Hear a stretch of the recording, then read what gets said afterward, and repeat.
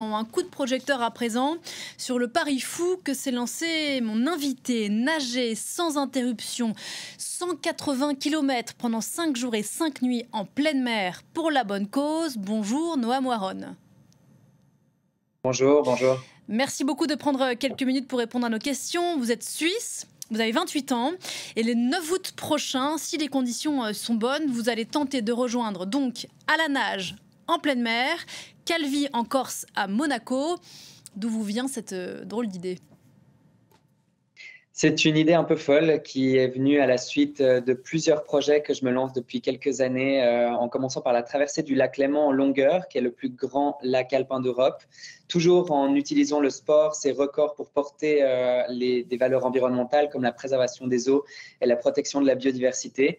Et cette année, c'était pour moi important de me lancer, après avoir fait tous ces défis en Suisse, à l'une des mers les plus polluées du monde, la Méditerranée, que je souhaite mettre en avant sur ce défi entre Calvi et Monaco à la nage.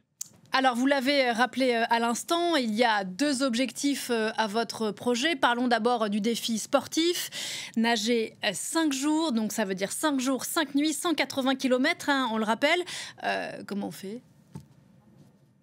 Alors, aucun être humain n'a réussi à faire une telle distance et passer autant de temps dans l'eau. Jusqu'à 5 jours et 5 nuits, c'est, on va dire, le maximum que je pourrais passer dans l'eau. Au-delà de ça, avec notre comité d'experts, tant scientifiques que médecins, on se rend bien compte que l'être humain n'est pas forcément capable d'aller plus loin. J'espère mettre entre 3 et 4 jours et 4 nuits.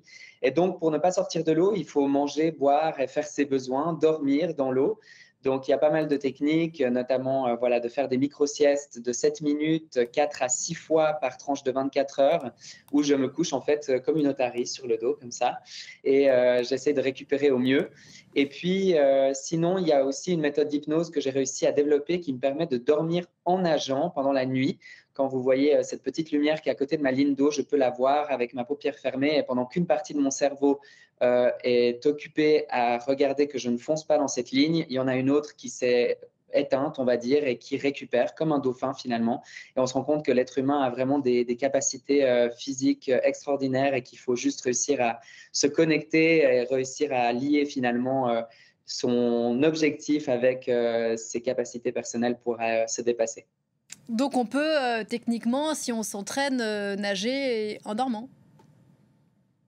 C'est ça, c'est Mm. exactement ça. C'est ce que j'ai pu découvrir exactement au travers de ma première tentative, puisque c'est la deuxième.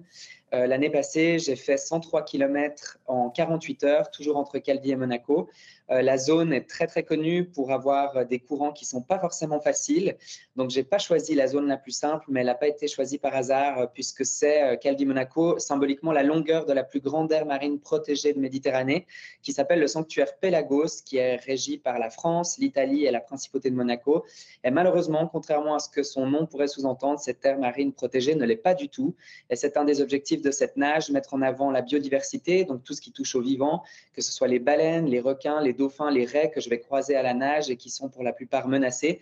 Et d'autres, c'est la problématique liée aux bateaux, au transport maritime. Il y a à peu près 25% du trafic mondial qui passe par la Méditerranée. Et c'est très important aujourd'hui de limiter la vitesse de ces bateaux, dont les collisions, pardon, sont la Mm. première cause de mortalité non naturelle des cétacés sur la zone.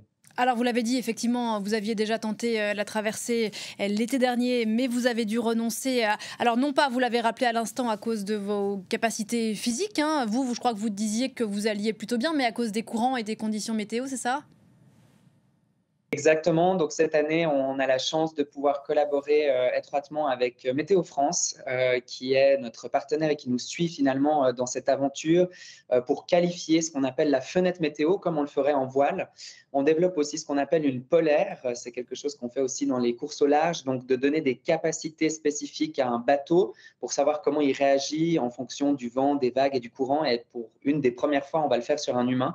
Et donc d'essayer de comprendre au mieux comment est-ce qu'on peut, on va dire, trouver la meilleure fenêtre jusqu'à 5 jours, 5 nuits à partir du 9 août, qui sera la date à laquelle je serai à Calais avec mon équipe et attendrai cette fenêtre météo pour partir. Voilà, donc on comprend que vous pensez faire moins que 5 jours, 5 nuits. Pour revenir donc à la partie défense de la biodiversité de votre projet, donc l'an dernier, vous l'avez dit, vous avez fait déjà un peu plus de 100 km à la nage.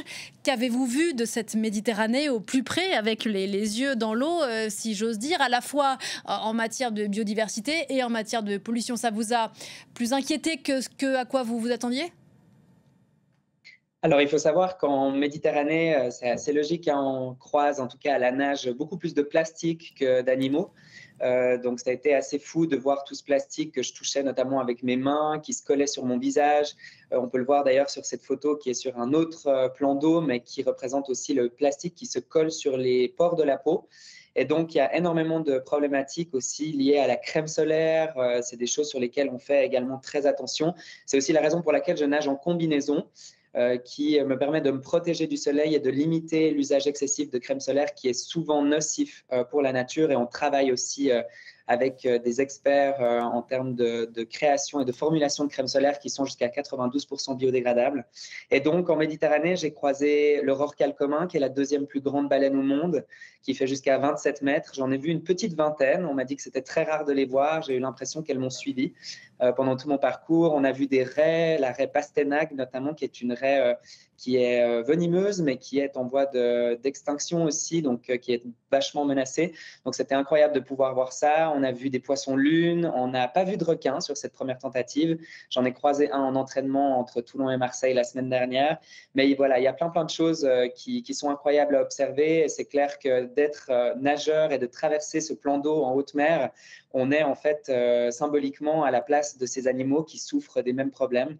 Donc, j'espère pouvoir les partager au mieux.